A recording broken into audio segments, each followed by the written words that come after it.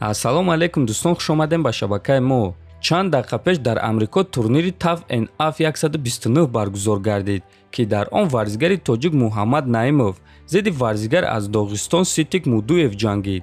муҳорибаи онҳо дар вазни 66 кг баргузор гардид ва муҳорибаи асосии турнир шуд. дар ин навор мо ба шумо абзори ин муҳорибаро пешкаш мекунем ва мебинем ки кӣ ғолиб шудааст. лайкро зер кунед, мо боша наворро оғоз мекунем.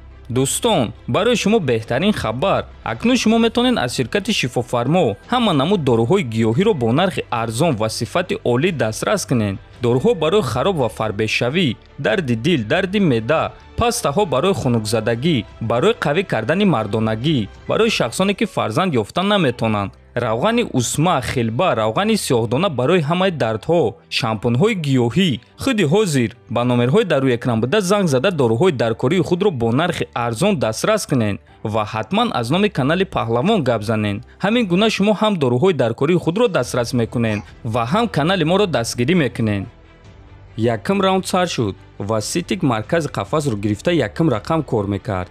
ҷангварҳо тақрибан 1 дақиқа якдигарро омӯхтанд ва на он қадар фаъол буданд ва баъд зарба заданро ба якдигар оғоз карданд. Ситик Мудуев фаҳмид ки дар стойка шанси камтар дорад ва дарҳол ба гуштин гузашт. ӯ Муҳаммад Наимовро ба замин афтонд, аммо дар замин ягон кор карда натавонист ва Муҳаммад ба пой бархест. онҳо каме дигар дар стойка ҷангиданд ва Ситик Мудуев дар охири раунд бо як зарбаи сахт Муҳаммад Наимовро қариб буд ки ба нокдаун равон кунад. аммо Муҳаммад худро ба даст гирифта зуд ба худ омад ва Ситик ӯро боз ба замин афтонда дар он ҷо идора кард ва ҳамин гуна якм раунд ба анҷом расид ва гуфта мешавад ки якм раундро Мудуев гирифт.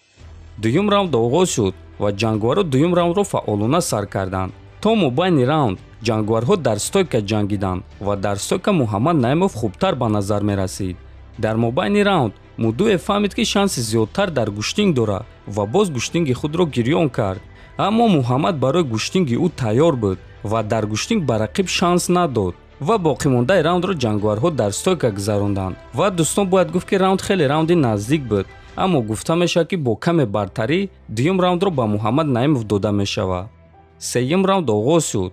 ҳар дуи ҷангварҳо медонистанд ки сеюм раунд нақши асосиро мебозад ва кадоме ки сеюм раундро гира ҳамон ғолиб мешавад. барои ҳамин варзигари тоҷик аз оғози сеюм раунд ба рақиб ҳамла кард, якм рақам кор мекард ва зарбаҳои хеле дақиқ мезад. ҳамин тариқ то мобайни раунд муҳориба дар стойка гузашт ки Муҳаммад Наимов хубтар ба назар мерасид. дар охири раунд Мудуев боз хост ки Муҳаммад Наимовро ба замин афтонад, аммо Муҳаммад дар назди сетка ӯро назорат кард ва худаш зарбаҳои хуб мезад. охири раунд бошад ҷангварҳо дар стойка ҷангиданд. ҳамин тариқ сеюм раунд ба анҷом расид ва гуфта мешавад ки сеюм раундро Муҳаммад Наимов гирифт. ҳамин тариқ дӯстон, дар ин муҳориба бо қарори на ҳамаи доваро Муҳаммад Наимов ғалаба ба даст овард. мо Муҳаммад Наимов даста ва ҳамаи мухлисони ӯро табрик мекунем. муҳорибаи пурраро дӯстон дар телеграм канали мо Паҳлавон теҷа баъди якчанд дақиқа тамошо карда метавонед. ссилкаи телеграм дар описани видео.